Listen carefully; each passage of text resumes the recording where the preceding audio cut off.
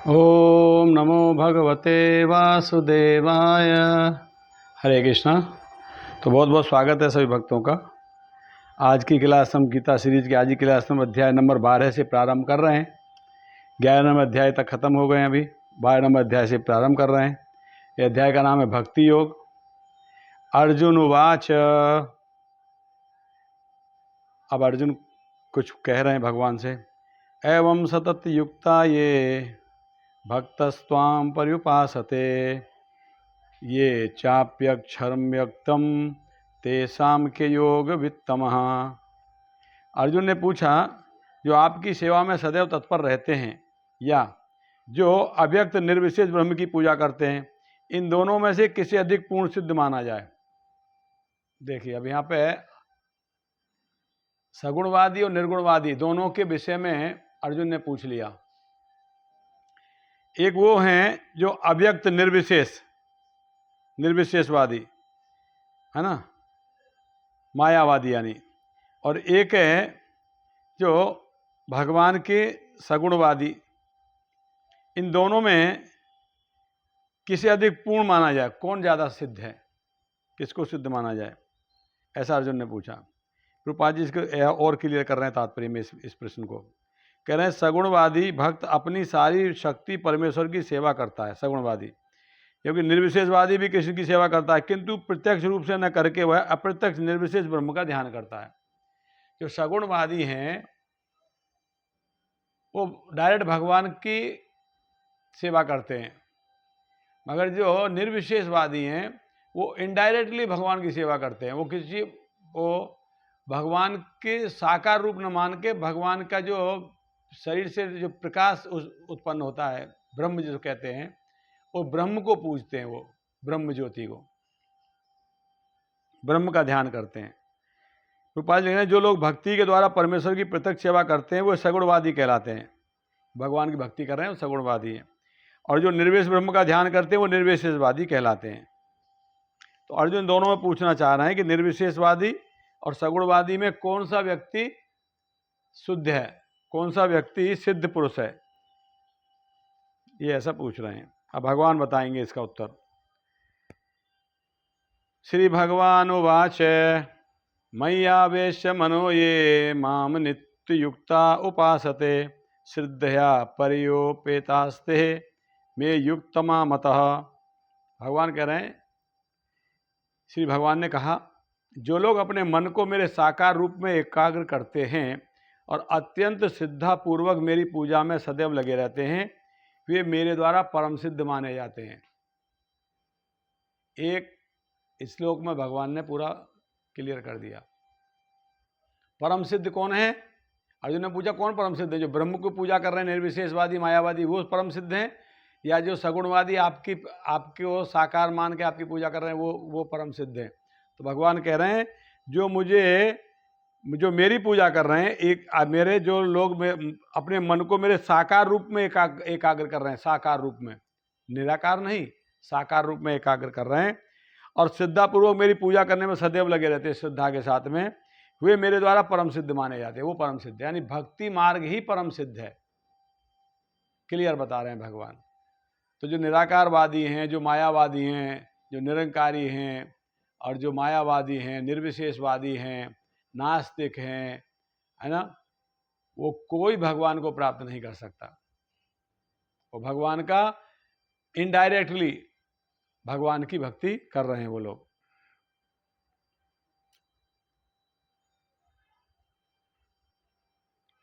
रूपाल लिख रहे हैं, भगवान अर्जुन के प्रश्न का उत्तर देते हुए भगवान कृष्ण स्पष्ट कहते हैं कि जो व्यक्ति उनके साकार रूप में अपने मन को एकाग्र करता है, अत्यंत श्रद्धा और निष्ठापूर्वक उनकी पूजा करता है, उसे योग में परम सिद्ध मानना चाहिए। वो परम सिद्ध है। जो इस प्रकार कृष्ण भाव में होता है उसके लिए कोई भी भौतिक कार्यकलाप नहीं रह जाते। जो इस प्रकार भगवान के शरणागत होता है उसके खुद के लिए कोई भौतिक कार्यकलाप नहीं रह जाते, क्योंकि हर कार्य कृष्ण के लिए किया जाता है, हर एक कार्य कृष्ण के लिए किया जाता है। शुद्ध भक्त निरंतर कार्यरत रहता है, कभी कभी कीर्तन करता है, कभी श्रवण करता है, कभी कृष्ण वश कोई पुस्तक पढ़ता है, या कभी कभी प्रसाद तैयार करता है, या बाजार से कृष्ण के लिए कुछ मोल लाता है, या कभी मंदिर झाड़ता बुहारता है, तो कभी बर्तन धोता है। वह तो कुछ भी करता है, कृष्ण संबंधी कार्यों के अतिरिक्त अन्य किसी कार्य में एक क्षण भी नहीं गंवाता। ऐसा कार्य पूर्ण समाधि कहलाता है। अभी देखिए जो लोग गीता वितरण कर रहे हैं, अभी गीता मैराथन चल रहा है, वो व्यक्ति समाधि में हैं, वो परम सिद्ध हैं जो गीता वितरण कर रहे हैं, क्योंकि वो भगवान की सेवा कर रहे हैं। ये सब भगवान की प्रेमा भक्ति है, भगवान के प्रति श्रद्धा है, तो भगवान की बुक वितरण कर रहे हैं। चाहे कोई मंदिर में झाड़ू मार रहा है, चाहे कोई मंदिर के बर्तन धो रहा है, चाहे भक्तों को प्रसाद बना रहा है, चाहे भगवान के विग्रह की सेवा कर रहा है, चाहे मंदिर में क्लीनिंग कर रहा है, चाहे बुक वितरण कर रहा है, चाहे बाहर प्रचार करने जा रहा है, कोई भी कार्य कर रहा है, चाहे भगवान के लिए सब्जी खरीद कर लेके आ रहा है, कोई भी कार्य कर रहा है, वो सब भक्ति में सम्मिलित है। ये कार्य ही भक्ति है। भक्ति के लिए आपको ऊपर पैर और नीचे सर नहीं करना, जो कार्य कर रहे हो भगवान के लिए करो, वही भक्ति है। तो भगवान यहाँ प्रभुपाद जी बता क्लियर कर रहे हैं इस चीज़ को। तो तीसरे और चौथे अध्याय श्लोक में भगवान कह रहे हैं, लेकिन जो लोग अपनी इंद्रियों को वश में करके तथा सबों के प्रति संभाव रखकर परम सत्य की निराकार कल्पना के अंतर्गत उस अव्यक्त की पूरी तरह से पूजा करते हैं, जो इंद्रियों की अनुभूति से परे है, सर्वव्यापी है, अकल्पनीय है और अपरिवर्तनीय है, अचल तथा ध्रुव है, वे समझ लोगों के कल्याण में संलग्न रहकर मुझे प्राप्त करते हैं। तो जो लोग इंद्रियों को वश में करके सबों के प्रति संभाव रहकर, अपनी इंद्रियों को नियंत्रित करके सबके प्रति समान भाव रख के और भगवान की पूजा करते हैं, जो इंद्रियों की अनुभूति के परे हैं। इन इंद्रियों से भगवान को समझ पाना मुश्किल है, मगर भगवान सर्वव्यापी हैं, अकल्पनीय हैं, कल्पना नहीं कर सकते उनकी, अपरिवर्तनीय हैं, उनमें परिवर्तन नहीं होता, अचल हैं और ध्रुव हैं, हमेशा वही रहेंगे। ऐसे वे समस्त लोगों के कल्याण में संलग्न रहकर मुझे प्राप्त करते हैं। प्रभुपाद जी लिख रहे हैं इसके तात्पर्य में, जो लोग भगवान कृष्ण की प्रत्यक्ष पूजा न करके अप्रत्यक्ष विधि से उसी उद्देश्य की प्राप्त करने का प्रयत्न करते हैं, वे भी तक कृष्ण को प्राप्त करते हैं। जो भगवान की डायरेक्ट पूजा न करके भगवान को निराकार रूप में पूज रहे हैं, भगवान की पूजा कर रहे हैं, मगर इनडायरेक्टली कर रहे हैं, मिलेंगे उनको मगर समय लगेगा। प्रभुपाद जी यहाँ एक्सप्लेन कर रहे हैं। कोई कह देगा कि यहाँ तो भगवान कह रहे हैं कि जो निराकार रूप को पूज रहे हैं उसको भी भगवान मिलेंगे। हाँ मिलेंगे। कब मिलेंगे? बहुत समय के बाद मिलेंगे। जो भगवान को डायरेक्ट भक्ति कर रहा है उसको तो, जैसे प्रभुपाद जी का एग्जाम्पल देते हैं कि एक बिल्डिंग के आपको टॉप फ्लोर पर जाना है, वहाँ लिफ्ट भी लगी हुई है और सीढ़ियाँ भी हैं, तो बुद्धिमानी किस में, लिफ्ट में जाना कि सीढ़ियों में? लिफ्ट में जाना। जब लिफ्ट लगी हुई है तो उसका लाभ लीजिए। तो डायरेक्ट पहुंचना ज़्यादा अच्छा है सीढ़ियाँ चढ़ते चढ़ते। तो जो निराकार ब्रह्म की जो चिंतन करते हैं, ध्यान करते हैं, वो सीढ़ियाँ चढ़ के ऐसे जाते हैं, और जो डायरेक्ट भगवान की पूजा कर रहे हैं वो डायरेक्ट जाते हैं, लिफ्ट से जाते हैं। ऐसा है। इसलिए भगवान एक श्लोक में कहते हैं, बहुनाम जन्म नाम अंते ज्ञानवान वाम प्रपदंते वासुदेव है सर्वमिति स महात्मा सदुर्लभ है। ऐसा महात्मा बहुत दुर्लभ है जो ये जानता है वासुदेवम सर्वमिति, भगवान वासुदेव ही सब कुछ हैं। ऐसा व्यक्ति परम दुर्लभ है। जब मनुष्य को अनेक जन्मों के बाद पूर्ण ज्ञान होता है तो वह कृष्ण की शरण ग्रहण करता है। यदि कोई इस श्लोक में बताई गई विधि से भगवान के पास पहुंचता है तो उसे इंद्रिय निग्रह करना होता है, प्रत्येक प्राणी की सेवा करनी होती है, समस्त जीवों के कल्याण कार्य में रत होना होता है।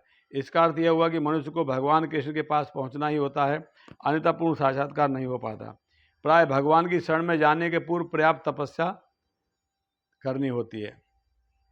प्रभुपाद जी लिख रहे हैं, आत्मा के भीतर परमात्मा का दर्शन करने के लिए मनुष्य को देखना, सुनना, स्वाद लेना, कार्य करना आदि इंद्रिय कार्यों को बंद करना होता है। परमात्मा के दर्शन करने के लिए इंद्रिय कार्यों को बंद करना होता है, यानी इंद्रिय निग्रह करना होता है। इंद्रियों के जो कार्य हैं उनसे वैराग्य करना पड़ता है। देखने से, सुंदर देखना, सुंदर सुनना, स्वाद लेना, कार्य करना, ये इंद्रिय कार्यों को बंद करना होता है। तभी वह यह जान पाता कि परमात्मा सर्वत्र विद्यमान है। ऐसी अनुभूति होने पर वह किसी जीव से ईर्ष्या नहीं करता, किसी ईर्ष्या नहीं करता। उसे मनुष्य तथा पशु में कोई अंतर नहीं दिखता। मनुष्य और पशु एक समान दिखते हैं, क्योंकि वह केवल आत्मा का दर्शन करता है, बाह्य आवरण का नहीं। वो व्यक्ति आत्मा का दर्शन करता है, बाह्य आवरण का। वो कोई कुत्ते के शरीर में भी है तो वो परमात्मा के अंश के रूप में देखता है उसको कुत्ते के रूप में नहीं देखता।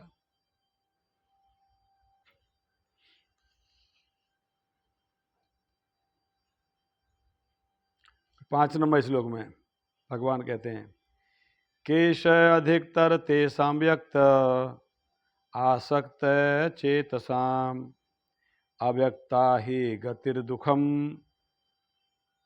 देह विद्भि अवाप्यते। जिन लोगों के मन परमेश्वर के अव्यक्त निराकार स्वरूप के प्रति आसक्त हैं, उनके लिए प्रगति कर पाना अत्यंत कष्टप्रद है। देहधारियों के लिए उस क्षेत्र में प्रगति करना सदैव दुष्कर होता है। तो भगवान यहाँ बता रहे हैं जो निराकारवादी उनके विषय में, जिन लोगों के मन परमेश्वर के अव्यक्त, अव्यक्त मतलब व्यक्त नहीं है, दिख नहीं रहे, और निराकार बिना आकार के, बिना स्वरूप के हैं, इसके प्रति जो आसक्त रहते हैं व्यक्ति, जो निराकारवादी हैं, उनके लिए प्रगति कर पाना अत्यंत कष्टप्रद है। उनके लिए भगवान तक पहुंचना बहुत कष्टकारी है। देहधारियों के लिए, जीवात्माओं के लिए इस क्षेत्र में प्रगति कर पाना हमेशा दुष्कर रहता है, सदैव दुष्कर है। तो यहाँ भगवान ने भगवान ने बता दिया कि जो निराकारवादी हैं उनको भगवान को प्राप्त करने के रियलाइजेशन होने में बहुत समय लग जाएगा, बहुत शरणागति होने में बहुत समय लगेगा। इसलिए जो साकारवादी हैं, भगवान को द्विभुज रूप, श्याम सुंदर रूप में जिनकी भगवान की पूजा करते हैं, भक्ति करते हैं, वो भगवान को जल्दी प्राप्त कर लेंगे। जो भगवान के जो ब्रह्म की पूजा करते हैं, जो निराकारवादी हैं, उनको बहुत समय लगेगा, ये भगवान ने बताया। 6 नंबर, ये तू सर्वाणि कर्माणि मयि सन्न्यस्य मत्परः अन्यन्येव योगेन माम ध्यायन्त उपासते तेषामहं समुद्धृतः मृत्यु संसार सागरात् भवामि न चरिता पार्थ मय्या वेशित चेतसाम। अब 6 और 7 नंबर में भगवान कह रहे हैं अर्जुन से, जो अपने सारे कार्यों को मुझ में अर्पित करके अविचल भाव से मेरी भक्ति करते हुए मेरी पूजा करते हैं, अपने सभी कार्यों को भगवान में अर्पित कर देते हैं, जो कार्य कर रहे हैं भगवान के लिए कार्य कर रहे हैं, और अविचल भाव से, बिना विचलित हुए, अविचल भाव से मेरी भक्ति करते हुए मेरी पूजा करते हैं, भगवान की शरणागति करते हैं, पूजा करते हैं, और अपने चित्तों को मुझ में स्थिर कर देते हैं। भगवान के अलावा अपने चित्त में किसी को नहीं रखते, किसी का ध्यान नहीं करते भगवान के अलावा। उनके लिए हे पार्थ, मैं जन्म मृत्यु के सागर से उनका शीघ्र उद्धार करने वाला हूँ।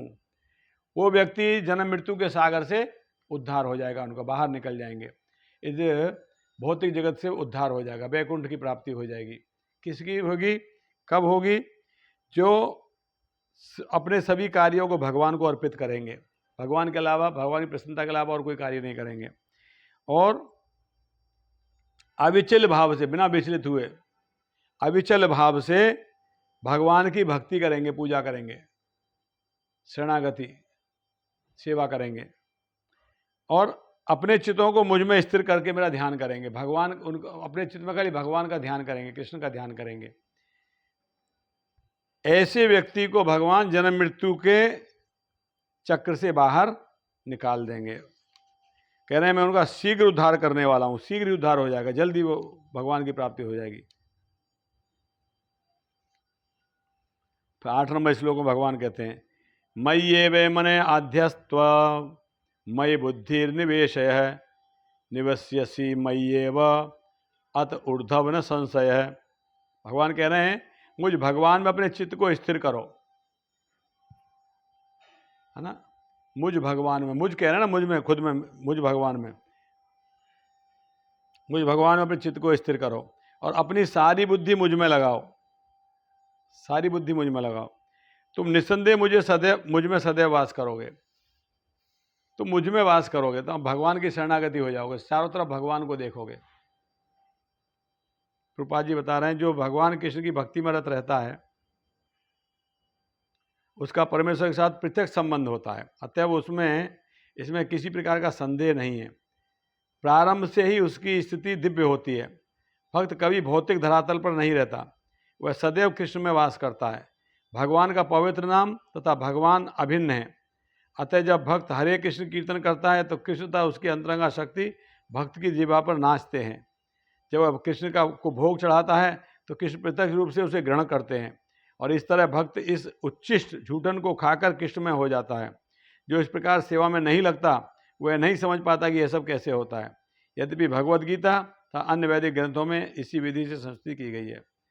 तो जब कोई भगवान के शरणागत हो जाता है, हमेशा भगवान में लीन रहता है, भगवान की सेवा में लगा रहता है, भगवान का भोग लगाता है और भगवान का भोग लगा हुआ प्रसाद पाता है, इस प्रकार से।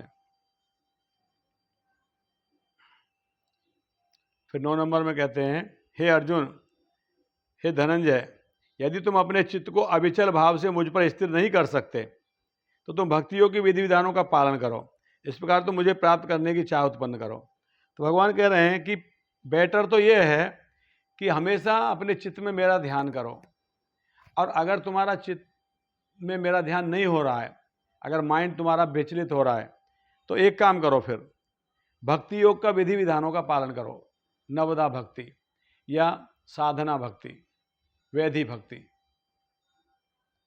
यानी भगवान को नहलाना, भगवान को कपड़े पहनाने, भगवान को भोग लगाना, ये सब कार्य करो, भगवान की डीटी वर्शिप करो। तो ऐसा करने से भगवान के प्रति अपनी चाह उत्पन्न करो, भगवान के प्रति अपनी चाह यानी इच्छा, भगवान को प्राप्त करने की इच्छा उत्पन्न करो। जब आप भगवान की भक्ति करोगे, भगवान की सेवा करोगे, डीटी वर्शिप करोगे, तो भगवान के प्रति आपका आकर्षण धीरे धीरे बढ़ता जाएगा। ऐसे नवदा भक्ति के 9 स्तर हैं। पहले क्या है? आदो श्रद्धा, साधु संग। पहले श्रद्धा होगी, साधुओं का संग होगा, फिर भक्तों का संग होगा, फिर भजन क्रिया शुरू होगी, भजन करना प्रारंभ करेंगे, फिर अनर्थ निवृत्ति होगी, हमारे काम क्रोध लोभ ये सब छूटेंगे, अनर्थ निवृत्ति, फिर हमारे अंदर निष्ठा आएगी, फिर रुचि आएगी, फिर आसक्ति आएगी, फिर भाव आएगा, फिर लास्ट में प्रेम आएगा। 9वां स्तर इस प्रकार से। तो ये विधि विधान है। सुबह उठना, नहाना, स्नान करना, मंगला आरती जाना, मंगला आरती करना, घर में आरती करना, ये विधि विधान है।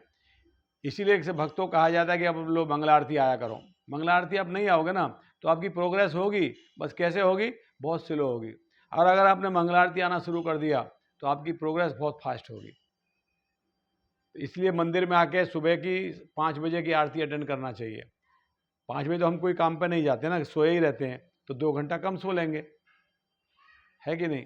अगर आप मंगला आरती अटेंड कर लोगे तो आपकी श्रद्धा भगवान में बढ़ते चली जाएगी। यहाँ के लिए लिखा हुआ है कि यदि तुम अपने चित्त को अविचल भाव से मुझ में स्थिर नहीं कर सकते, अगर तुम्हारा मन अविचल विचलित होता है, अविचल नहीं है, और मुझ में स्थिर नहीं हो रहा, मेरा ध्यान नहीं कर पा रहे हो, तो एक काम करो, क्या? भक्ति योग के विधि विधानों का पालन करो। तुम भक्ति योग का पालन करो, विधि विधानों को। विधि विधान क्या है? सुबह उठ के मंगला आरती आना, ये विधि विधान है, इसका पालन करो। इस प्रकार तुम मुझे प्राप्त करने की चाह उत्पन्न करो। जब तुम विधि यहाँ आओगे, मंगला आरती आओगे, तो आप तुम्हारे अंदर मुझे प्राप्त करने की चाह उत्पन्न होगी, तब मेरे प्रति आपको तुम्हारा प्रेम जागृत होगा, जगेगा, तब तुम मुझे प्राप्त करने के लिए चाह उत्पन्न करके फिर तुम भक्ति करोगे दृढ़ता से। इसलिए भगवान ये बता रहे हैं। और लास्ट 10 नंबर भगवान कह रहे हैं, यदि तुम भक्तियों के विधियों का भी अभ्यास नहीं कर सकते तो तुम मेरे लिए कर्म करने का प्रयत्न करो। ठीक है, तुमसे ये नहीं हो रहा, मंगला आरती नहीं आ सकते, मंदिर नहीं आ सकते, तो कोई बात नहीं, काम पे जाते हो, वो काम भगवान के लिए करो। कैसे करो? क्योंकि मेरे लिए कर्म करने से तुम पूर्ण अवस्था को प्राप्त होगे। अगर तुम ध्यान नहीं कर सकते, भक्ति में मंदिर में आके माला नहीं कर सकते, तो जो कर्म कर रहे हो भगवान के लिए कर्म करो, यानी जो कर्म का फल है वो भगवान को अर्पित करो। इसलिए हम लोग कहते हैं कि हम लोग जाते हैं लोगों के पास में डोनेशन लेने के लिए, तो उनका कमाया हुआ पैसा भगवान की सेवा में लगाते हैं ना, तो उससे उनको सुकृति मिलती है, उसमें भक्त को कोई बेनिफिट नहीं है। भक्त तो करुणा बस उनको पैसा भगवान की सेवा में लगा के उनको भगवान के पास लाने का प्रयास करता है। तो यहाँ भगवान 10वें नंबर अध्याय में इस श्लोक में कह रहे हैं कि तुम भक्ति योग के विधियों का अभ्यास नहीं कर सकते तो तुम मेरे लिए कर्म करो। कर्म करो भगवान के लिए, अपने लिए नहीं, क्योंकि मेरे लिए कर्म करने से तुम पूर्ण अवस्था को प्राप्त होगे, तुम्हारे अंदर भक्ति जागृत हो जाएगी मेरे लिए कर्म करोगे तो। इस प्रकार से तो आज हमने 10 नंबर अध्याय श्लोक तक हमने चर्चा किया, 12 नंबर अध्याय का 10 नंबर श्लोक, और 11 नंबर श्लोक से हम वापस अगली क्लास में प्रारंभ करेंगे। हरे कृष्णा। बहुत बहुत धन्यवाद।